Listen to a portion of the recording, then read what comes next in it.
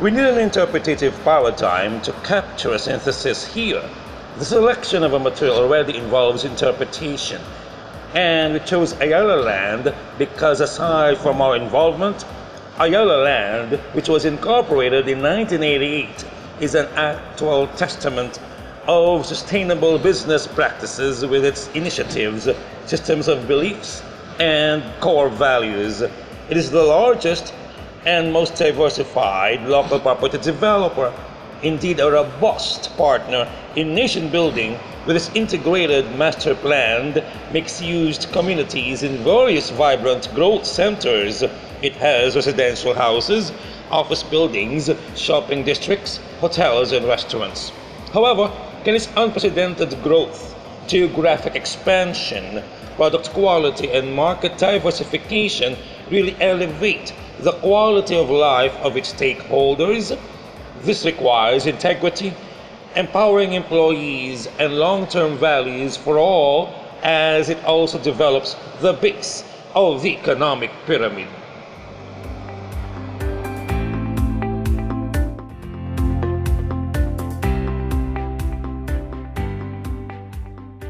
Ayala Land Incorporated could have undeniably pioneered standards and practices that reflect the value of sustainability in all its subsidiaries, especially at Ayala Land Premier. Thus, in order to answer our primary question at the outset, our critical realist inquiry must fulfill the following presentation outlines, from discussing background of assumptions or circumstances to gaining lessons.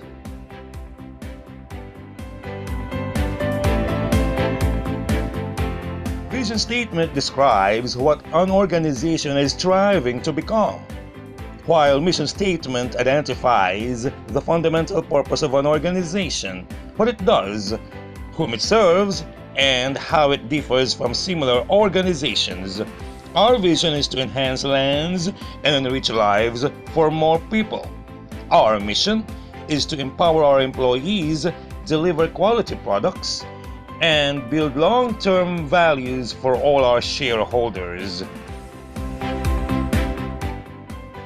Core values are a set of fundamental beliefs, ideals, or practices that influence how we conduct our lives, both personally and professionally. Businesses can have and maintain core values, for these can help an organization determine how to allocate resources, make important decisions, and grow. LIVM stands for our core values. It means leadership. We allow our people to make decisions within the limits of authority and be accountable for their actions. Integrity. We do the right thing. Vision. We build with the future in mind. Excellence. We give our best in all that we do. And malasakit. We care enough to go the extra mile.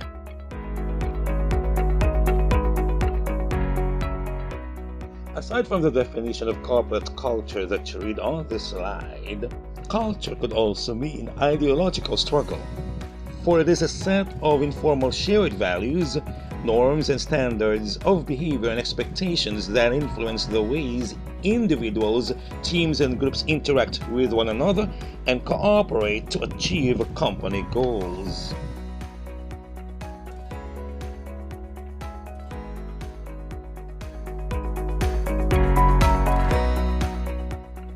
The sales force tells us that there should be no emerging issues among empowered employees.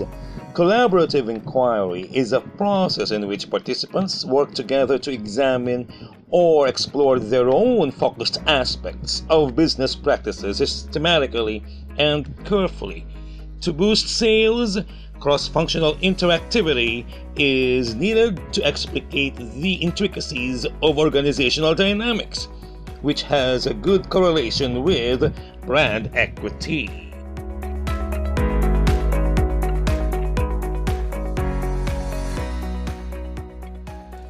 Change begins at the individual and not elsewhere. Order reflects the intrapsychic processes and narration of cognitive steps, so to avoid misperceptions or inferential traps and successfully execute the filtering process by entering observation, reaction, judgment, and intervention into one's journal, thereby showing fundamental competencies in action research.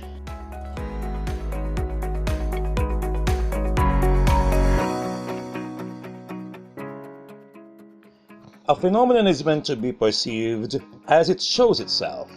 What we want to establish here is the point that no one can denigrate nor despise a humanitarian approach to management.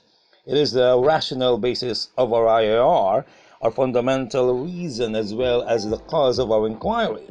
These phenomena in the context or circumstances in which they occurred are showing that there is a condoned mischief of a coercive tradition. Thus, we need a new management thinking, a positive response, so to achieve a desirable change in the pattern of employees' behavioral reaction to subtle rivalries, fascism, and management political influence. Only with the use of different methodologies can we justify the elimination of the use of force, intimidation, and pressure into doing something at a certain workplace.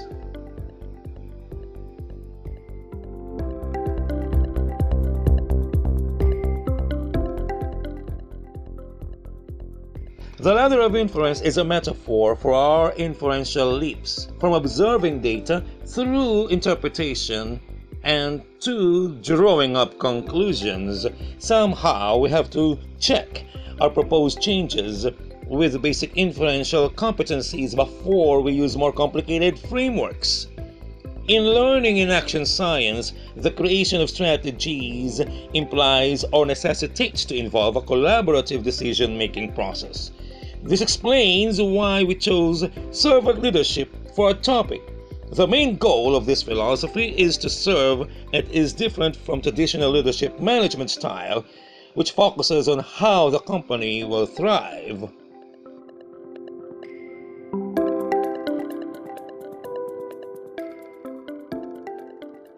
Next, in order to effect organizational change, we must seamlessly combine advocacy and inquiry.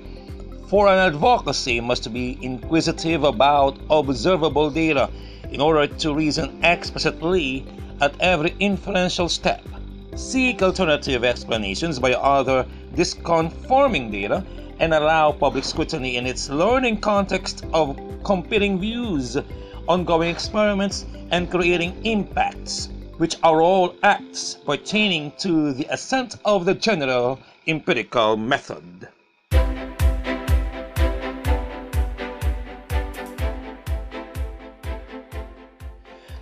About iterative cycles, stories and outcomes of both cycles 1 and 2 characterized our integrated action research approach. The following steps consisted in the occurrences between the current state and the desired state in a triadic cyclical manner.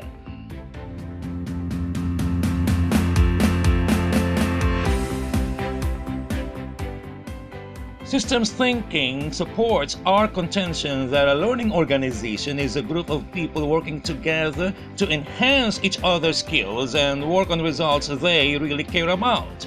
Therefore, our constructed issue is, how can servant leadership, through fostering positive favoritism, create an amiable work climate for all Ayala Land Premier's new property specialists? And our proposed resolution is, by establishing rapport at a more authentic level of consciousness, and so become more capable of dealing with much greater complexities and systems. Our constructed issue helps us to capture causal relationships to enrich our theories, while the proposed resolution signifies synergy, meaning all multiple approaches can yield the same results. Systems thinking is a paradigm, worldview, perspective, assumption, or approach whereby we build our theories and shape our thoughts. It helps us expand the value of our evaluation and extrapolation, simply because it is non-reductionist and synthesis, which explains the parts by their relations or contexts, is its foundation.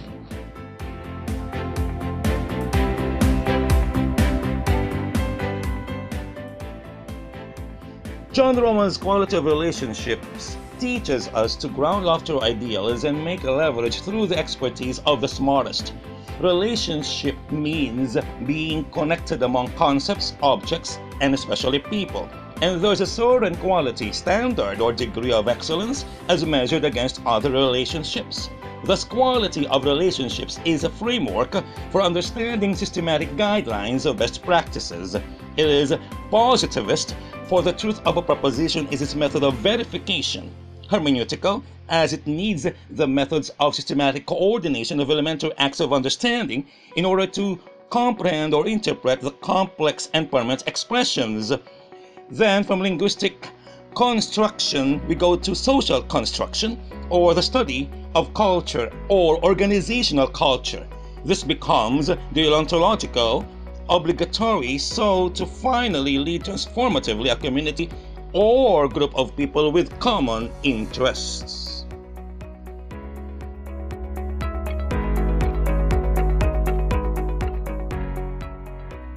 Leverages of values create a disjunction of either we have entrepreneurs or an entropy. The servant leadership stimulates thought and actions to build a better and more caring society. Like critical realism, it questions the durability of the building blocks of society. There should be a balance between mechanistic and imaginative thinking here. Let's reckon with the rigidity of mind as structured with a traditional style of management, safeguard work environment, and human welfare in all areas of management through ethical compliance and best practices. Choose amiable work climate over dysfunctional rivalries, balance power dynamics across the bureaucratic pyramid. This is what we call political leverage. There should be no concentration of powers in the traditional hierarchy, although the management path must lead to the art of statesmanship.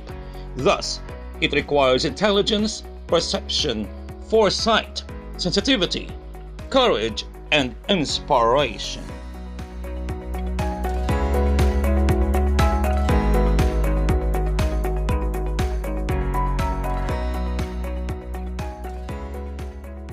To summarize servant leadership, although some behaviors are misguided, ex nihilo nihil fit, there must be a cause for all forms of unrest, rebellion, and outcry for freedom. It is a sound healing approach to influence rather than control by focusing on strengths rather than weaknesses, listening instead of giving orders, and long-range benefits rather than short-term profits.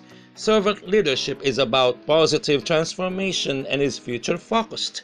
It empowers and motivates while working utterly across geographical and sociocultural boundaries, so to facilitate positive changes in a more attractive and effective manner.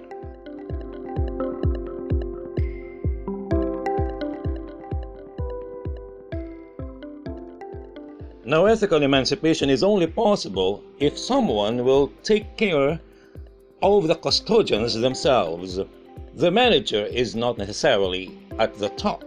Liberation from involuntary servitude means achieving a fluid structure or free from viscosity of uncertain leadership that can result in an uncertain future. We therefore are funnels capable of eliminating the particulates that contaminate the fluidity of expert opinions.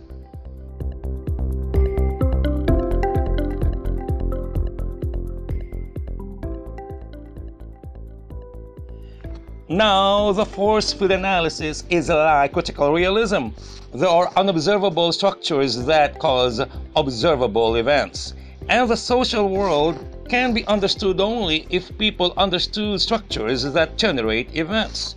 On the realism side, we focus on the existence of real mechanisms that shape our future. On the other hand, since social science is very useful for solving social problems, we must therefore study causation, agency, structures, and relations in which our force field analysis operates.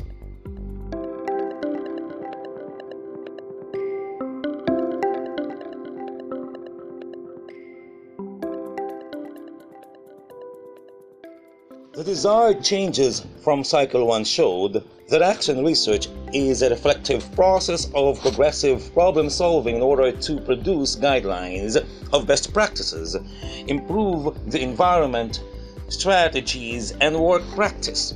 From mainstream management, we shift into multi-stream management. The former is characterized by its primary emphasis on materialist individualist well-being, while the latter is about multiple forms of well-being for multiple shareholders. This requires transformational change that occurs when an organization changes its strategic direction.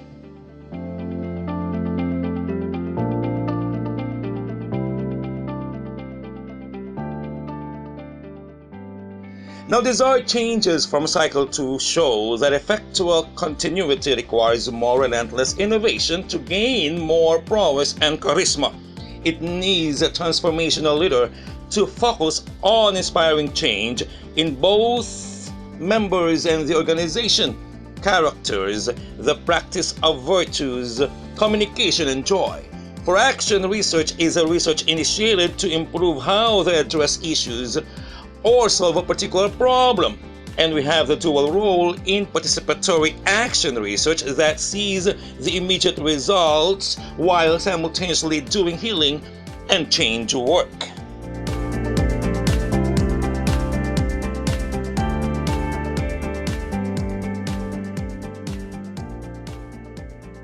Cycle 1 of the sales team context is about resolutions. We are determined to do the iterative process, which is comprised of 4 steps, namely constructing, planning, taking action, and evaluation. The trustworthiness of our active inquiry relies on intelligibility. That is, a decisive action can be understood in its observable context. We had reviewed the mission vision, completed hypothesis testing, influenced change by lifting all restrictions, and improved sales as part of enduring motivation.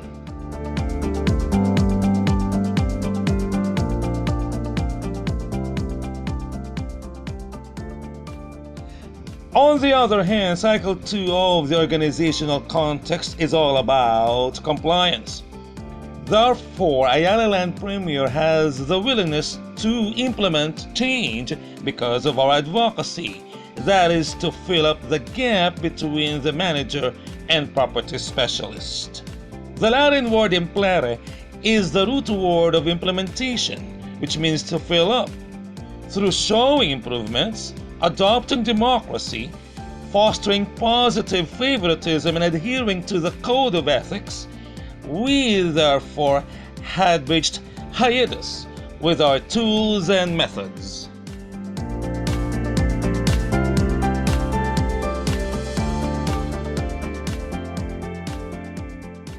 The following theories can serve in part as conclusions.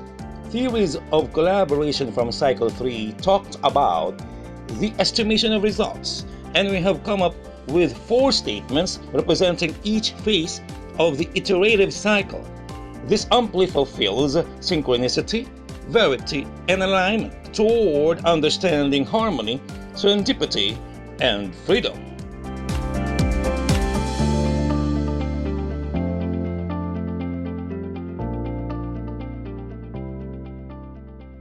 Our direct collaboration with the Human Resource Department empowered other intervening property specialists in the 4 areas of human resource management.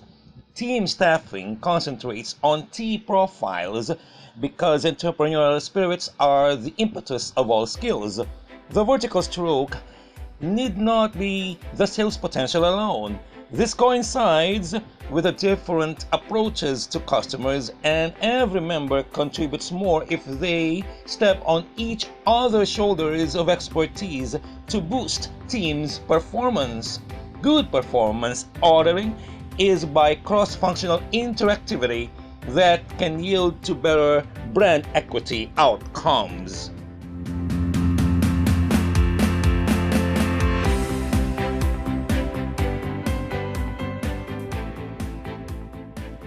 corporate social purpose is part of the transformative dimension of our meta-learning.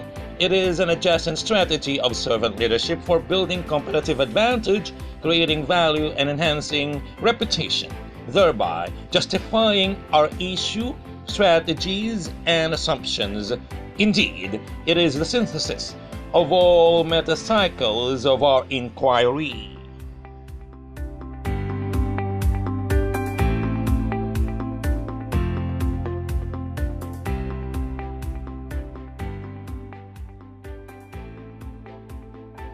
There might not be direct correlation, but the financial ratios subsuming under our iterative cycle period were quite impressive. The figures are on the left side, while the formulas are on the right side of the current slide.